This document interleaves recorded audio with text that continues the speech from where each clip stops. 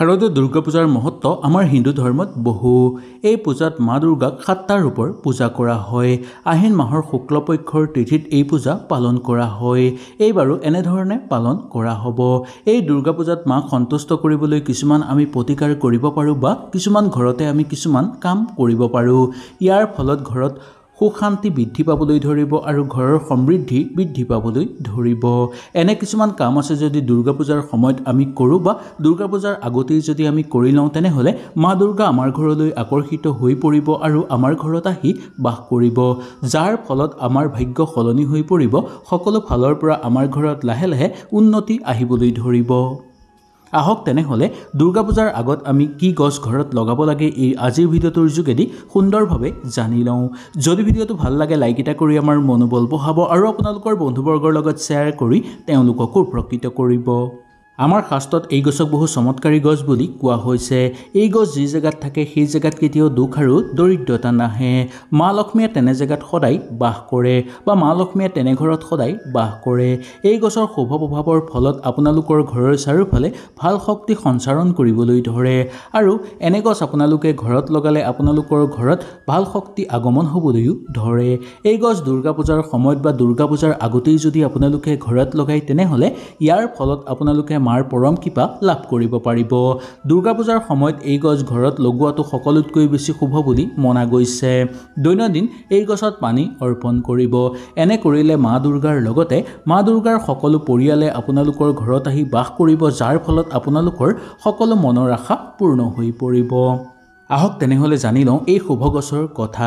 এই গছ দুৰ্গা পূজাৰ সময়ত ঘৰত নিশ্চয় লগাব লাগে। ভিডিঅ'টো একেবাৰে শেষলৈকে চাব, তেতিয়াহে আপোনালোকে সুন্দৰভাৱে বুজি পাব। আৰু যদি কিবা অসুবিধা পায় তেনেহ'লে নিশ্চয় মোক তলত কমেণ্ট কৰি জনাব। আপোনালোকৰ সকলো প্ৰশ্নৰ উত্তৰ মই আপোনালোকক দিবলৈ চেষ্টা কৰিম। আহক তেনেহ'লে বেছি দেৰি নকৰি আমি আৰম্ভ কৰোঁ। 1 নম্বৰটো অপৰাজিতা ফুলৰ গছ। দুৰ্গা পূজাৰ সময়ত অপৰাজিতা ফুলৰ বহু মহত্ব আছে। এই গছ যদি দুৰ্গা পূজাৰ আগতেই আপোনালোকে ঘৰত লগাব পাৰে তেনেহ'লে আপোনালোকৰ শুভ হ'ব। শাস্ত্ৰৰ অনুসৰি মা কালীৰ মন্দিৰত অপৰাজিতা ফুলৰ গছ নিশ্চয় লগাব লাগে, কাৰণ এই ফুল মা কালীৰ অতিশয় প্ৰিয় হয়। দুৰ্গা পূজাৰ সময়ত বা দুৰ্গা পূজাৰ আগতেই ঘৰলৈ নিশ্চয় আনক এই গছ। ইয়াৰ ফলত মাৰ পৰম আশীৰ্বাদ আপোনালোকে লাভ কৰিব পাৰিব। এই অপৰাজিতা গছ ঘৰত লগোৱাৰ লগে লগে আপোনালোকৰ ঘৰৰ পৰিৱেশ পবিত্ৰ হৈ পৰিব। ঘৰত যদি কিবা বেয়া শক্তি আছে বা বেয়া বস্তু আছে সেই সকলোবোৰ আপোনালোকৰ ঘৰৰ পৰা নোহোৱা হৈ পৰিব। সকলো ক্ষেত্ৰতে আপোনালোকৰ সুখ শান্তি বিৰাজ হ'বলৈ ধৰিব। সকলো দিশৰ পৰা আপোনালোকৰ ঘৰলৈ আনন্দ পৰিৱেশ বিৰাজ হ'ব আৰু ঘৰৰ পৰা দুখ দৰিদ্ৰতা দূৰ হৈ পৰিব। 2 নম্বৰটো শেৱালি। শেৱালি ফুলক পাৰিজাত ফুল বুলিও কোৱা হয়। এই গছ সমুদ্ৰ মন্থনৰ পৰা উৎপত্তি হৈছিল। এই দুৰ্গা পূজাত শেৱালি ফুল আপোনালোকে অৰ্পণ কৰিব পাৰিলে আপোনালোকৰ বহু পুণ্য হ'ব। মা দুৰ্গাই শেৱালি ফুল বহু বেছি ভাল পায়। ভগৱান মহাদেৱৰ আৰাধনাৰ কাৰণে শেৱালি ফুল পৃথিৱীলৈ আহিছিল। সেইকাৰণে শেৱালি ফুল মা দুৰ্গাৰ অতিশয় প্ৰিয় হয়। সেইকাৰণে দুৰ্গা পূজাৰ সময়ত বা দুৰ্গা পূজাৰ আগতেই আপোনালোকে নিশ্চয় ঘৰত লগাওক এটা শেৱালি গছৰ পুলি। মা দুৰ্গা সন্তুষ্ট হৈ পৰিব আৰু আপোনালোকৰ ঘৰত প্ৰৱেশ কৰিব। ইয়াৰ বাহিৰেও মহাদেৱৰ পৰম আশীৰ্বাদ আপোনালোকে লাভ কৰিব পাৰিব, যাৰ ফলত আপোনালোকে দুৰ্গা পূজা সুন্দৰভাৱে উপভোগ কৰিব পাৰিব আৰু লগতে ঘৰত সুখ শান্তি বিৰাজ হ'বলৈ ধৰিব।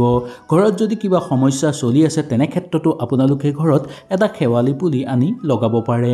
এনে কৰিলে আপোনালোকৰ ঘৰত থকা সকলো বেয়া শক্তি দূৰ হৈ পৰিব, ঘৰৰ সমস্যা সমাধান হৈ পৰিব আৰু সকলো ফালৰ পৰা সুখ শান্তি ঘৰত বৃদ্ধি পাবলৈ ধৰা দেখিবলৈ পাব।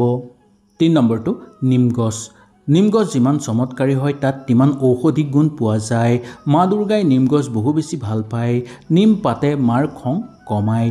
যদি এই দুৰ্গা পূজাৰ আগত বা দুৰ্গা পূজাৰ সময়ত যদি আপোনালোকৰ কিবা অশান্তি হৈ আছে তেনেহ'লে আপোনালোকে ঘৰত এজোপা আনি নিম পুলি লগাব। ইয়াৰ ফলত মাৰ আশীৰ্বাদ আপোনালোকে লাভ কৰিব পাৰিব। আপোনাৰ ওপৰত যদি কিবা খং উঠি আছে দুৰ্গা মাৰ তেনেহ'লে আপোনালোকে ঘৰলৈ আনক এই এটা নিম পুলি। সেইকাৰণে দুৰ্গা পূজাৰ সময়ত বা দুৰ্গা পূজাৰ আগতেই ঘৰলৈ নিম গছ অনাটো শুভ বুলি মনা গৈছে। দুৰ্গা পূজাৰ সময়ত এই নিম গছৰ পাত যদি মাৰ চৰণত নিবেদন কৰা হয় তেনেহ'লেও মাৰ সোনকালে আশীৰ্বাদ লাভ কৰিব পাৰি। ইয়াৰ ফলত মা আপোনাৰ ওপৰত আনন্দিত হৈ পৰিব আৰু আপোনাক আশীৰ্বাদ প্ৰদান কৰিব, যাৰ ফলত আপোনালোকৰ সকলো মনৰ ইচ্ছা পূৰ্ণ হৈ পৰিব। সকলো ক্ষেত্ৰতে আপোনালোকে সফলতা অৰ্জন কৰিব পাৰিব। ঘৰত প্ৰচুৰ পৰিমাণে অৰ্থৰ আগমন হ'বলৈ ধৰিব। 4 নম্বৰটো কলগছ। কলগছত ভগৱান বিষ্ণুদেৱে বাস কৰে। এই গছ যি মানুহৰ ঘৰত থাকে সেই ঘৰত কেতিয়াও অকাল মৃত্যু নহয়। দুৰ্গা পূজাৰ সময়ত বা দুৰ্গা পূজাৰ আগতেই যদি কলগছ ঘৰত আনি ঘৰৰ পিছফালে লগাব পাৰে তেনেহ'লে মাৰ আপোনাৰ ওপৰত সন্তুষ্ট হৈ পৰিব। মা দুৰ্গাক কলপাতত প্ৰসাদ অৰ্পণ কৰিব আপোনালোকে পাৰে, আৰু মা দুৰ্গাক যদি কলপাতত প্ৰসাদ অৰ্পণ কৰে তেনেহ'লে ইয়াৰ ফলত মা সন্তুষ্ট হৈ পৰিব। এই দুৰ্গা পূজাৰ সময়ত যদি ঘৰলৈ কলপাতত আপোনালোকে ভোজন কৰে বা কলপাত আনি যদি আপোনালোকে কলপাতত ভোজন কৰে তেনেহ'লে ইয়াৰ ফলত আপোনালোকৰ ঘৰৰ পৰিৱেশ সুপ্ৰবৃত্ত হৈ পৰিব। ঘৰত সুখ শান্তি বিৰাজ হ'বলৈ ধৰিব আৰু সুখ শান্তি বৃদ্ধি পাবলৈ ধৰিব। এনে কৰাটো শাস্ত্ৰৰ মতেও বহু বেছি শুভ বুলি মনা গৈছে। এই দুৰ্গা পূজাৰ সময়ত যদি আপোনালোকে ঘৰত ভাত খাওঁতে কলপাতত ভাত খায় তেনেহ'লে আপোনালোকৰ বহু ভাল হ'ব। আধ্যাত্মিক ক্ষেত্ৰৰ পৰাও ভাল হ'ব আৰু ঔষধিক ক্ষেত্ৰৰ পৰাও বা আয়ুৰ্বেদিক ক্ষেত্ৰৰ পৰা আপোনালোকৰ বহু বেছি ভাল হোৱা দেখিবলৈ পাব। সেইকাৰণে এই দুৰ্গা পূজাৰ সময়ত বা দুৰ্গা পূজাৰ আগতেই আপোনালোকে ঘৰলৈ আনক কলগছৰ পুলি এটা। 5 নম্বৰটো হ'ল তুলসী গছ।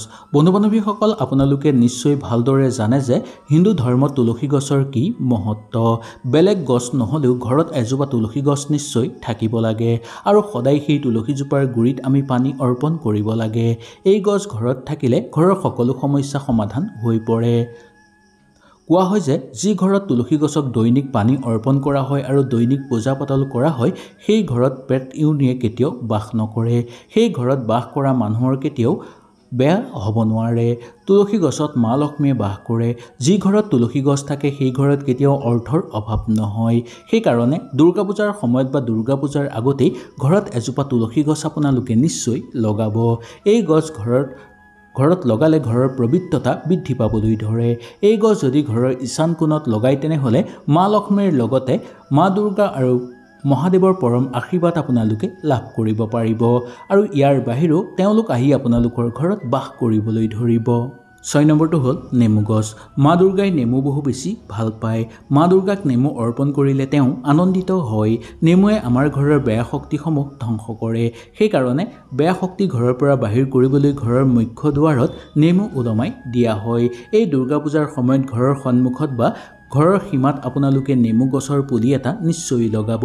ইয়াৰ ফলত আপোনালোকৰ ঘৰত কেতিয়াও বেয়া শক্তি প্ৰৱেশ কৰিব নোৱাৰিব আৰু কোনো মানুহৰ বেয়া দৃষ্টি আপোনালোকৰ ঘৰত নপৰিব।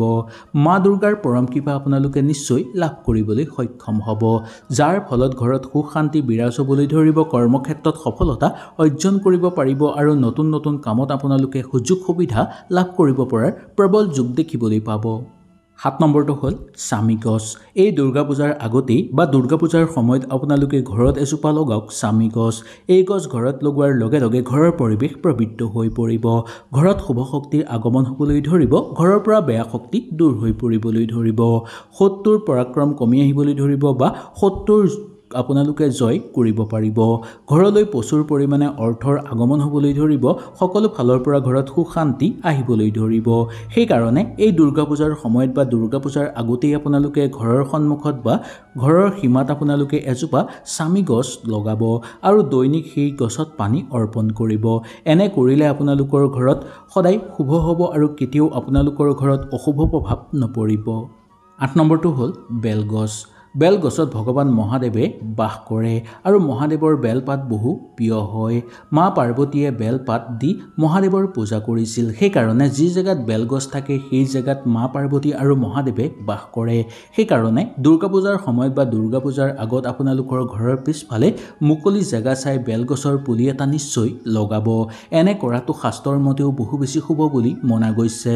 দুৰ্গা পূজাত এনে কাম কৰিলে মা দুৰ্গাৰ পৰম কৃপা পোৱাৰ উপৰিও মহাদেৱৰ পৰম আশীৰ্বাদ আপোনালোকে লাভ কৰিব পাৰিব, যাৰ ফলত ঘৰত কেতিয়াও আপোনালোকৰ অশান্তি নহ'ব, কোনো লোকে ঘৰত ক্ষতি কৰিব নোৱাৰিব আৰু ঘৰৰ পৰা সকলো বেয়া শক্তি দূৰ হৈ পৰিব।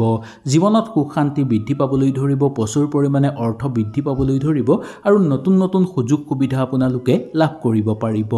যেনেধৰণে এই গছ ডাঙৰ হ'বলৈ ধৰিব আপোনালোকৰ ঘৰতো ধন সম্পত্তি তেনেধৰণে বৃদ্ধি পাবলৈ ধৰিব। সেইকাৰণে আপুনি এই দুৰ্গা পূজাৰ সময়ত এই গছকেইজোপা নিশ্চয় ঘৰত লগাব বা ঘৰৰ পিছফালে লগাব। দুৰ্গা পূজাৰ সময়তো লগাব পাৰিব বা দুৰ্গা পূজাৰ আগতো আপোনালোকে লগাব পাৰিব। ইয়াৰ ফলত মা দুৰ্গাৰ পৰম কৃপা লাভ কৰিব পাৰিব। হয়তো আজিৰ ভিডিঅ'টোৰ যোগেদি আপোনালোকে সুন্দৰভাৱে বুজি পালে। কিবা অসুবিধা পালে নিশ্চয় মোক তলত কমেণ্ট কৰি জনাব। আপোনালোকৰ সকলো প্ৰশ্নৰ উত্তৰ মই আপোনালোকক দিবলৈ চেষ্টা কৰিম। তেনেহ'লে আজিলৈ নমস্কাৰ।